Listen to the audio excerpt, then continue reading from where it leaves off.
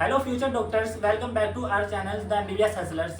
ये वीडियो उन सभी नीट एस्पिरेंट्स के लिए है जो 21 जून को री नीट एग्ज़ाम में अपीयर हो रहे हैं। ये 4 से 5 मिनट आपके लिए बहुत ही बेनिफिशियल हो सकते हैं, क्योंकि इसमें हम एज ए एमबीबीएस स्टूडेंट्स अपना एक्सपीरियंस शेयर करने वाले हैं। जो नीट के एक दिन पहले जो स्ट्रेटजी हमने अपनाई थी, जिससे आज हम गवर्नमेंट मेडिकल कॉलेज में हैं।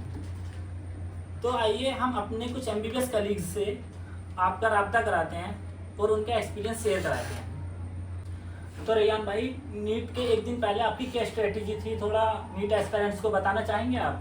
जी मैं बताता हूँ। तो गाइस, सबसे पहले तो आप लोगों को पैनिक नहीं करना बिल्कुल भी। जो आप लोगों ने जो इतनी मेहनत करी है, जो इतने सेक्रीफाइसेस दिए हैं, जो इतना टाइम लगाया है अपना, वो ज़रूर रंग लाएगा। तो उस चीज़ की बिल्कुल टेंशन नहीं लेनी है। दूसरा, जो आपने फिजिक्स और फिजिकल केमिस्ट्री के सारे फॉर्मूलेज लिख रखे हैं और शॉर्ट नोट्स जो हैं उन्हें बहुत अच्छे से रिवाइज करना है। तीसरा, जो आपका बायोलॉजी के जो एनसीईआरटी है उसमें जो आपने इंपॉर्टेंट पॉइंट्स और इंपॉर्टेंट लाइंस हाईलाइट कर रखी हैं उनको बहुत अच्छे से रिवाइज करना है, क्योंकि बिटवीन द लाइंस क्वेश्चन बहुत आते हैं।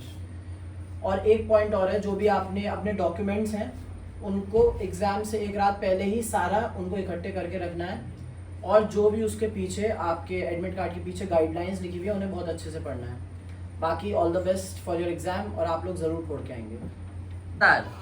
तो भाइयों, हम आदिल भाई का एक्सपीरियंस भी आपके साथ शेयर करना चाहते हैं, जो इन्होंने एक दिन पहले क्या क्या स्ट्रेटेजी अपनाई थी। तो फ्यूचर डॉक्टर, जैसा कि हमारे रैयान भाई ने बताया, इन्होंने जो बताया आपको इसको फॉलो करना है। इसके अलावा मैं कुछ बातें इसमें ऐड ऑन करना चाहता हूँ। जैसे कि आप री नीट पेपर दे रहे हो, तो आपको पेपर कैसा आएगा, टफ आएगा, इजी आएगा, तो इस बात पे ज़रा भी आपको स्ट्रेस नहीं लेना, क्योंकि जो बातें हमारे कंट्रोल में नहीं है उसके बारे में बेकार में सोच के हमें स्ट्रेस और एंजाइटी नहीं लेना है।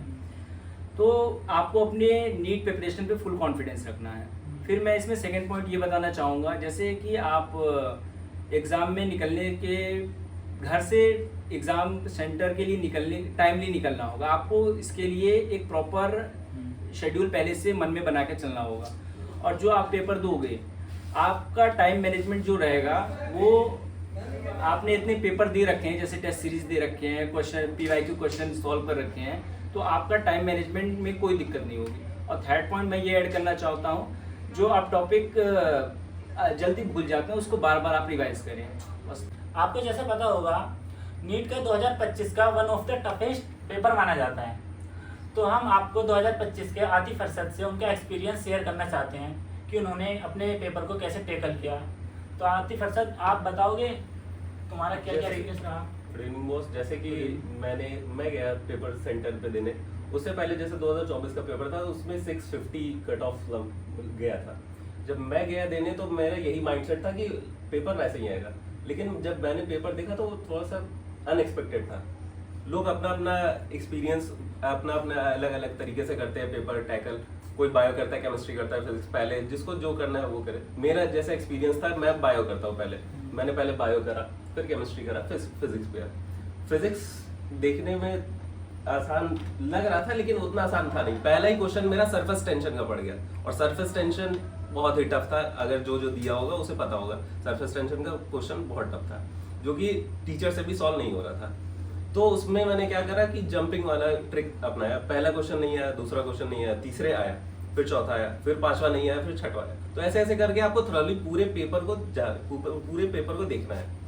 पूरे पेपर को देखने के बाद फिर उसके बाद जो करने के बाद टाइम मैनेजमेंट भी आपको देखना है कि 3 घंटे का पेपर उस टाइम था, अब तो 3 घंटे 15 मिनट का हो गया। तो आपको यही माइंडसेट लेके चलना है कि 3 घंटे का ही पेपर होगा।